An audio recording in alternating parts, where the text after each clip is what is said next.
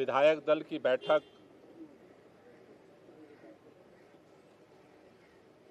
बुलाई गई थी, जिस बैठक में दिल्ली के अगले चुनाव तक मुख्यमंत्री की जिम्मेदारी सर्वसम्मति से आतिशी जी को दी गई है। ये जो जिम्मेदारी दी गई है, आप सब जानते हैं कि एक विषम परिस्थितियों में ये जिम्मेदारी देनी पड़ी है, क्योंकि जिस तरह से भारतीय जनता पार्टी की केंद्र सरकार ने, पूरी भारतीय जनता पार्टी ने, देश के माननीय प्रधानमंत्री जी ने षड्यंत्र करके, एजेंसियों का दुरुपयोग करके आम आदमी पार्टी को खत्म करने का, दिल्ली की सरकार को, देश के अंदर जिस तरह से सरकारों को तोड़ा गया उसी तरह से दिल्ली की सरकार को भी तोड़ने का जिस तरह से अभियान चलाया, उन सभी अभियानों को फेल करते हुए आम आदमी पार्टी ने अपनी एकजुटता को, विधायकों की एकता को, सरकार की स्थिरता को और सरकार के कामों को जारी रखा। इन्होंने ये कोशिश की कि अरविंद केजरीवाल जेल के अंदर इस्तीफा दे दें और सरकार को गिराया जा सके, लेकिन अरविंद केजरीवाल जी ने दिल्ली के लोगों के हितों के लिए, दिल्ली के लोगों के काम को जारी रखने के लिए निर्णय लिया कि जेल के अंदर हम इस्तीफा नहीं देंगे और जेल से सरकार चलाएंगे, और उन्होंने सरकार चलाई। लेकिन जेल से आने के बाद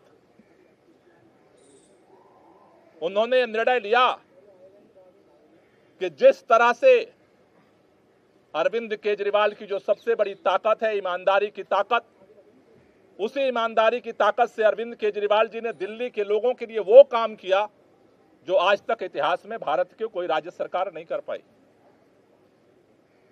लेकिन उनके ऊपर, उस ईमानदारी के ऊपर कीचड़ उछाया गया भारतीय जनता पार्टी की तरफ से, और उसको देखते हुए दिल्ली के मुख्यमंत्री अरविंद केजरीवाल जी ने जेल से आने के बाद यह निर्णय लिया कि देश की सुप्रीम अदालत ने हमें जेल से बाहर कर दिया है, लेकिन हम जनता की अदालत में जाएंगे। दिल्ली के लोग जब तक दोबारा चुन करके उन्हें अपना समर्थन नहीं देते, तब तक दिल्ली का मुख्यमंत्री नहीं बनेंगे। आज इन परिस्थितियों में जब उन्होंने अपना इस्तीफा देने का निर्णय लिया, आज विधायक दल की बैठक हुई। विधायक दल की बैठक में सर्वसम्मति से निर्णय हुआ है कि अगले चुनाव तक हम चाहते हैं कि ये चुनाव अक्टूबर-नवंबर में कराए जाए, जल्द से जल्द कराए जाए। जब तक चुनाव नहीं होता है, अरविंद केजरीवाल जी को प्रचंड बहुमत से जनता दिल्ली का मुख्यमंत्री नहीं बनाती है, तब तक के लिए आतिशी जी को दिल्ली के मुख्यमंत्री के रूप में जिम्मेदारी निभाने के लिए प्रस्ताव सर्वसम्मति से पारित हुआ है।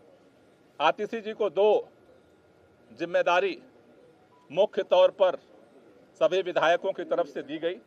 पहला, कि दिल्ली के 2 करोड़ लोगों के साथ मिल करके भाजपा के सारे रुकावटों के बावजूद हम काम जारी रखेंगे, और दूसरा, भारतीय जनता पार्टी अरविंद केजरीवाल के नेतृत्व में दिल्ली के लोगों को जितने काम किए गए उन सबको रोकना चाहती है।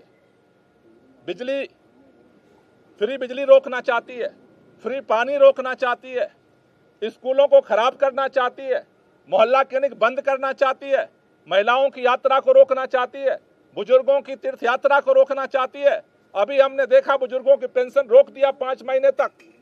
दूसरी जो जिम्मेदारी उनको दी गई है कि भारतीय जिम्मेदारी है संघर्ष को जारी रखना, भाजपा के नेताओं से, भाजपा की सरकार से, भाजपा के षड्यंत्रों से दिल्ली के जनता के कामों को सुरक्षित रखना, उसकी रक्षा करना, इन दो जिम्मेदारियों को लेकर के नई सरकार का गठन होगा। 4:30 बजे मुख्यमंत्री जी अपना इस्तीफा देने के लिए उपराज्यपाल के पास जाएंगे और उसके बाद नई सरकार बनाने की दावेदारी विधायक मंडल दल की तरफ से प्रस्तुत की जाएगी। दोनों काम एक ही साथ होगा क्या? उसी समय दावा पेश होगा नई सरकार बनाने का? पहले मुख्यमंत्री जी अपना इस्तीफा देंगे और उसके बाद जो विधानमंडल दल का जो प्रस्ताव है नेता चुनने का, वो दावेदारी का प्रस्ताव रखा है। सवाल ये है कि जब अरविंद जी इस्तीफा देने जाएंगे, उसी दौरान इस्तीफा देने के साथ ही में आदित्य जी का नाम का भी वहीं पर प्रस्ताव किया जाएगा या फिर अलग के बाद में फिर वो प्रक्रिया होगी?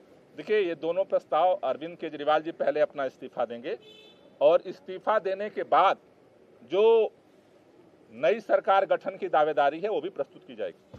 बैठक में क्या कैबिनेट में 2 पोस्ट खाली होगी? बैठक में क्या हम 2 मंत्रियों को लेकर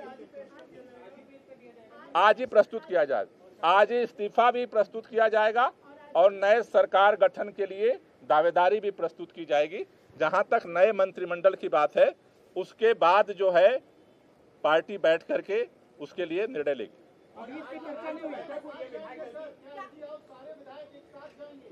प्रतिनिधिमंडल जाएगा। आज जो विधायक दल की बैठक हुई है उसमें जो है जो नई कैबिनेट को लेकर भी कुछ चर्चा हुई है? अभी आज जो विधायक दल का नेता चुना गया है उस दावेदारी को उस राज्यपाल के पास प्रस्तुत किया जाएगा। कैबिनेट का फैसला बाद में किया जाएगा।